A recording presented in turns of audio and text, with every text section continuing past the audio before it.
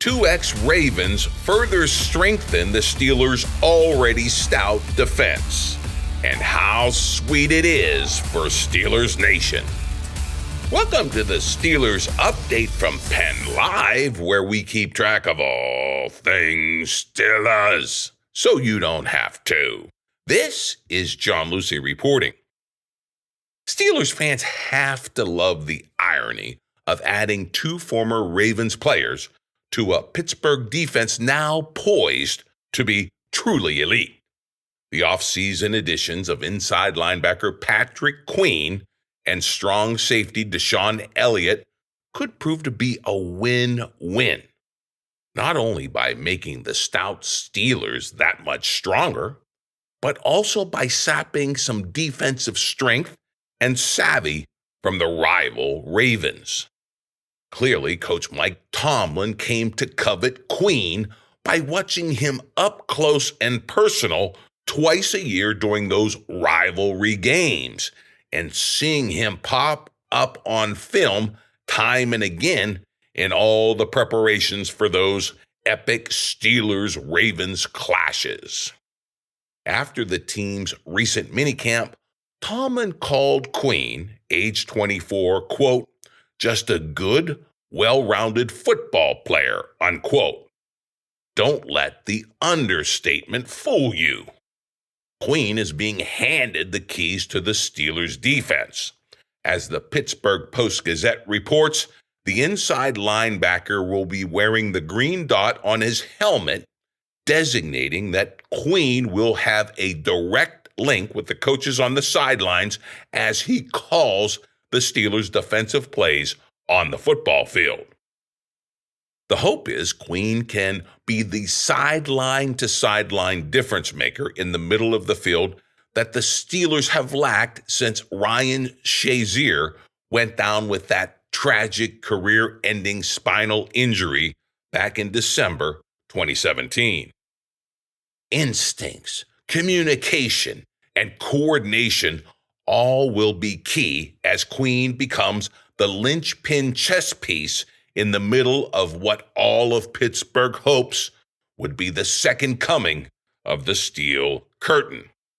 The former LSU Tigers' sky-high football IQ will make him a coach on the field, at least according to Steelers defensive coordinator Terrell Austin.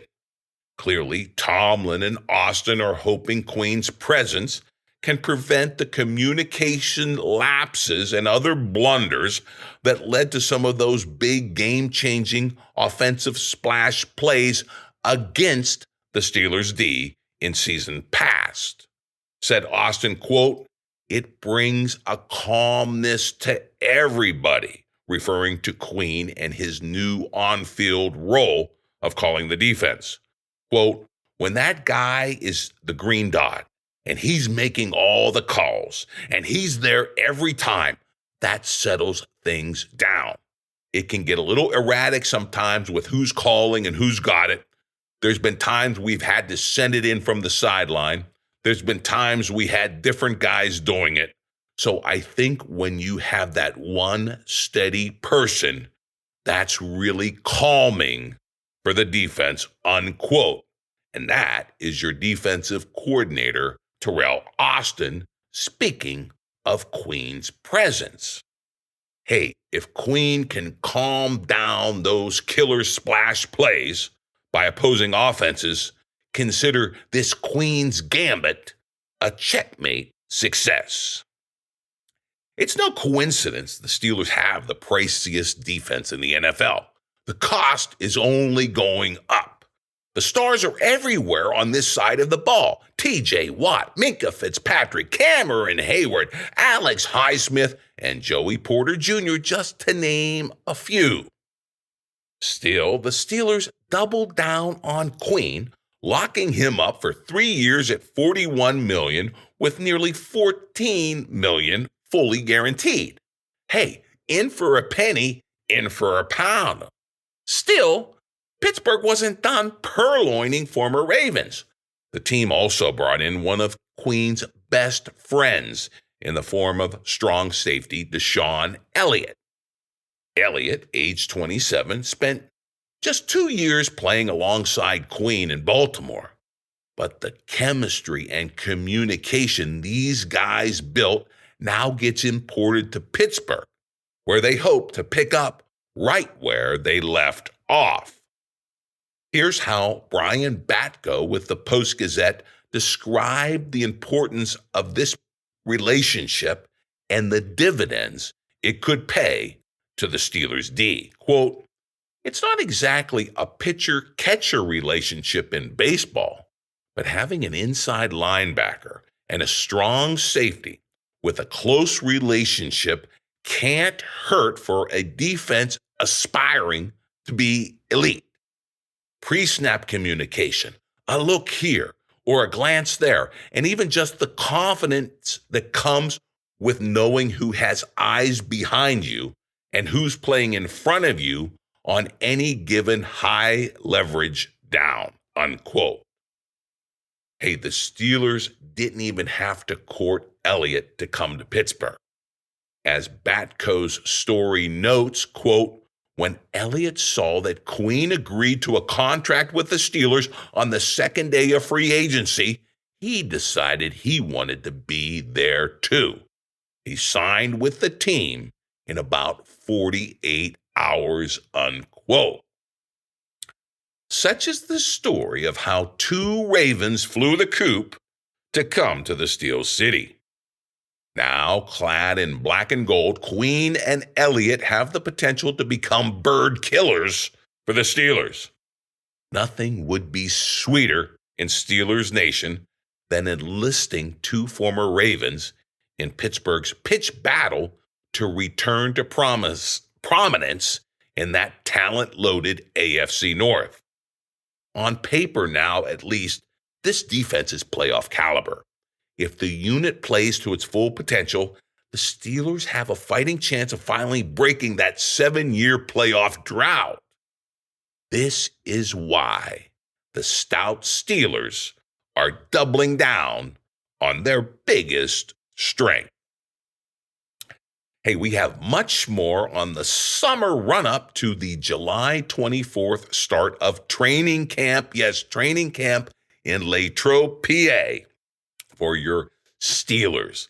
Can't wait. I mean, we're about a month out from a big signal that the season is right around the corner. But until then, we have an anticipation-filled edition of your Steelers Update podcast. Hey, and be sure to check out my full print column for First Thing Thursdays on PennLive. As usual, it will be packed with plenty of memes, bringing all the latest, greatest Steelers debates to life and to laughs. Right now, let's get right to it. We've been chronicling the Cam Hayward contract situation. And again, it's already on that high-priced Steelers D. The costs keep going up, and this is going to be one domino that's going to fall between now and the start of the season, perhaps. But where does it stand? Well, just so happens one of the best Steelers insiders, Mark Kaboly with The Athletic, has some news for all of us. A wise Athletic reader asked Kaboly this in his recent mailbag column. Why shouldn't the Steelers wait until after the season to offer Hayward an extension? After all, he is signed for this season at a princely sum that would affect the cap, but why not wait? See the guy's, aging out a little bit, and he's had some health problems and groin injuries that had him deliver his worst season as a Steeler last year. So why not wait and see? Well, the big guy, Kaboly with The Athletic, answered the query this way, quote, "I'm sure that's what they want to do, but there's a two-way street here, which is likely why Hayward is talking a lot about playing somewhere else next year if it comes to that. Hayward wants security, and the Steelers want to cover their backside, leaving these two sides knocking heads. If the Steelers don't sign him by September 8th, then he has the leverage because he can hit free agency for the first time in his career. That would be next March, and he could sign with the highest bidder. You might say, good luck with that, but what if Hayward gets back to his Pro Bowl all-pro ways? Then what? Unquote. So Kaboli turns that question around and shows why there's interest on both sides to get some kind of deal done before the start of the season. Because once the season starts, the Steelers aren't negotiating. They do not negotiate with players once that football is flying in real game action. And it doesn't matter if you're Cam Hayward or a lesser free agent. They're not negotiating with anybody. Now, Kaboli's inquisitive readers weren't done with their Cam questions. Another of them asked this: what percentage chance would you give the Steelers of moving on from Hayward after this season? In other words, he's surmising that no deal gets done and that the two part ways, either Hayward gets a better offer or we find out that there was not much left in the tank there on that defensive lineman who's has a pretty full gray beard these days. But Kaboli says, well, what's the chance of this being it? Kaboli says, quote, 0, because I still think they will work out a deal before the season starts, unquote. And there you have it, folks. Cam can take it to the bank. He's going to get that deal done with the black and gold, and here's hoping he returns to form for what could be the best Steelers D in over a decade. We shall see. That defense, man, they just keep doubling down on the defense. Now we turn to one of the more intriguing items to pop up on the Steelers' radar during these early summer slow period for news. That is the team's upcoming appearance in a new version of the Hard Knocks franchise. This one will focus on the final month of the season and do so by looking at all the teams in the AFC North. Now, I don't know if you saw the schedule, but the NFL deliberately delayed all of the AFC North interdivision battles to this last month of the season.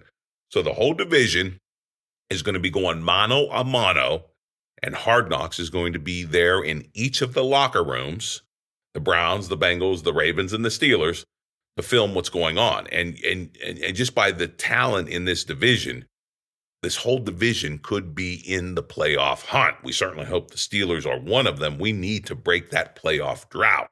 So yeah, we're about to get behind the scenes glimpse of the real Mike Tomlin. Mike Tomlin is a lightning rod in Pittsburgh. His recent contract extension showed that. Half the town wanted it, half the town didn't. The national media loves Tomlin. The local press just keeps, his fanny on the fire over all these playoff losses, and the losing record in the playoffs. So Tomlin is a lightning rod.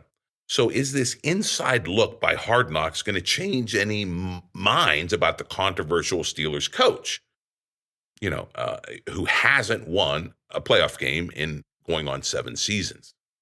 Well, that remains to be seen. But one Pittsburgh Post-Gazette columnist is highly doubtful this is going to change anything. It's not going to move the needle one way or the other on the Tomlin lovers or the Tomlin detractors. Here's the take by Paul Zeiss writing about Tomlin's long-awaited Hard Knocks close-up. Zeiss writes, quote, I'm getting a kick out of the idea that somehow this Hard Knocks show will bring some deep revelations about the Steelers that we already don't know. And more importantly, that Mike Tomlin's popularity will soar after this show because it will show a side of him with his players that we haven't yet seen. I do agree that Tomlin will come off as the likable players coach and someone who is able to relate to the modern day player. I agree that every little instance of him showing this side will be celebrated like he finally won a playoff game by many members of the national and maybe even the local media. But let's be honest. Let's be real.